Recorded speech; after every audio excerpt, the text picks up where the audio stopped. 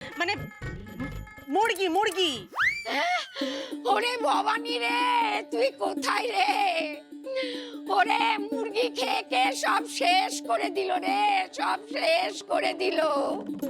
এই মেয়ে, তুমি এখানে দাঁড়িয়ে রয়েছো কেন? যাও যাও এখান থেকে, এখানে ঠাকুর পুজো হবে। যাও চান করে এসো। তুমি এখানে ঢুকবে না। কেন ঢুকবো না কেন? না ঢুকবে না, যাও চান করে এসো। আমি বলছি ঠাম্মা, দীপিকা এখানে ঢুকো না, এখানে পুজো হবে তো।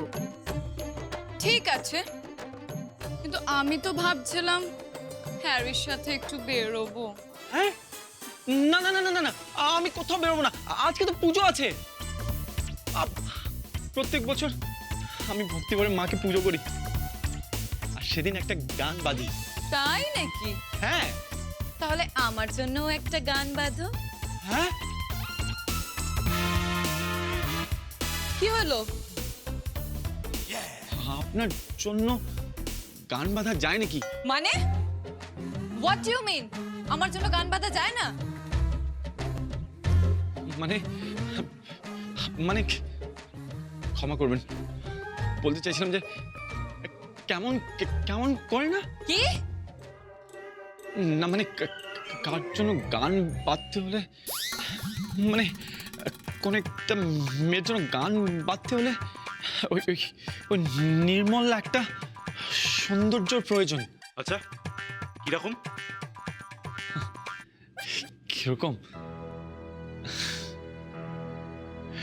যাকে দেখেই মনে হবে, যাকে দেখেই আমার কলম নিজের থেকেই ঝর্ণার মতন ঝরঝর করে আমার খাতার মধ্যে লিখে যাবে আমার সব মনের কথা।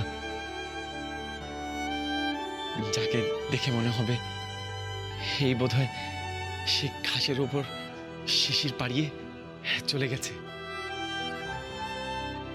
যাকে দেখে মনে হবে এই বোধহয় সে বৃষ্টিতে ভিজে এসেছে, আর তার ভেজা চুল দিয়ে মাথার পাশে টপ টপ করে জল পড়ছে, আর আমি দুই হাত দিয়ে সেই জলগুলোকে ধরছি।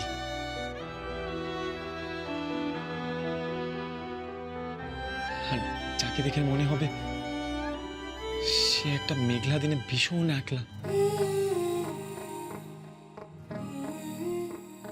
আর আমি তার কাছে গিয়ে তার হাত ধরে বলবো, এসো এসো আমার গান হোক, এসো আমি তোমার জন্য গান লিখবো। অপূর্ব, সত্যি দারুণ।